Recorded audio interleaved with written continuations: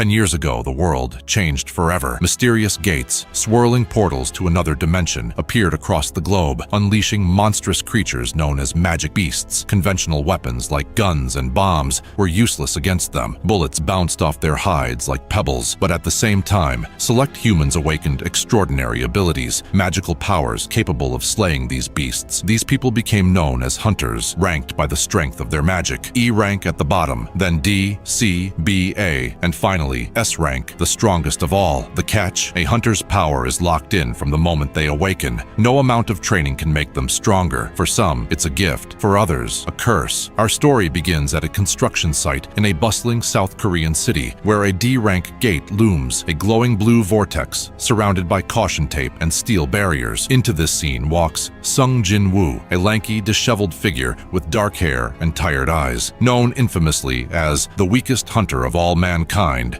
As he approaches, other hunters greet him warmly. Mr. Kim calls out, "Hey, what's up, Jin-woo? Long time no see." Byom-shik, a hunter back from retirement for his second kid, adds, "Came out despite the cold, huh?" Jin-woo replies, "Yeah." Then there's Lee Ju-hee, a B-rank healer. She spots him and rushes over, dismayed. "Jin-woo, you got hurt again." He shrugs, "Yeah, but I'll live." Same thing that usually happens. Her brow furrows. "You seriously need to be more careful. I heard you even had a hospital stay." Jin-woo downplays it. "Silver lining is I was the only one hurt. They didn't bring a healer last time." They sit for a moment, the chatter of the team buzzing around them. Ju-hee's concern deepens. "Why do you keep doing this? You're so weak." He looks away, voice steady. "I'm used to it. It's not bravado, just resignation. He's not here for pride. He's here because he has to be." Song Chi-yul, the team leader, a grizzled C-rank, steps up, voice commanding, "All right, I'm Song Chi-yul. Unless anyone objects, I'm leading this raid. Speak now or hold your peace." No one does.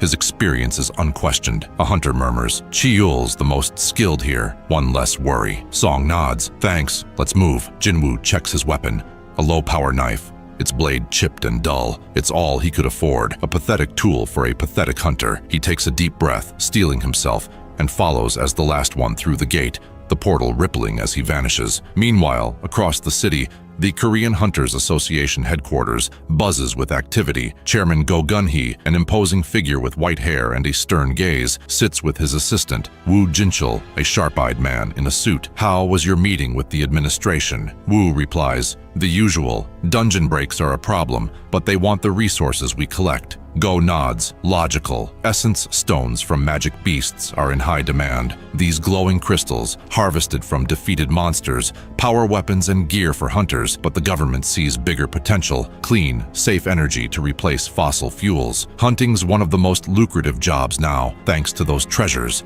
Who'd have guessed these stones would be so valuable?" Back in the dungeon, the team emerges into a damp, cavernous space. Almost immediately, weak goblins, small, leathery creatures with crude machetes, scurry from the shadows. He swings his knife at a goblin, barely nicking its arm, his breath ragged. The blade shatters on contact. Goblin stabs him in the stomach, a sharp pain ripping through him. Park Gi-sul, a wiry D-rank, leaps in, slashing the goblin down with a swift strike. Ju-hee rushes over. "Jin-woo!" Her hands glow green, healing magic pouring into him. "You're going to be okay. I'll make you good as new." The wound closes instantly, and he mutters, "Thanks."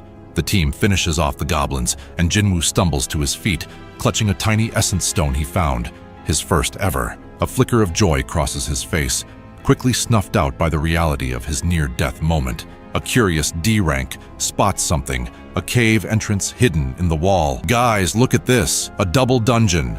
A rare find, a second dungeon within the first, promising more loot but more danger. Song cautions. "Standard procedure is to report this to the association." Byom-shik argues, "We can handle a D rank." Ju-hee shakes her head. "I vote no. I don't like this." Others chime in. "It's worth it." I say yes. It's a deadlock. 6-4, 6 against. Song turns to Jin-woo. "You're the deciding vote." He hesitates. His dad's missing, his mom's in a coma, his sister's tuition looms. "I need the money," he thinks, then says aloud. "I vote yes." Elsewhere, in a busy city street, two purse snatchers on a motorcycle speed off, a stolen bag dangling, a young woman with striking blonde hair.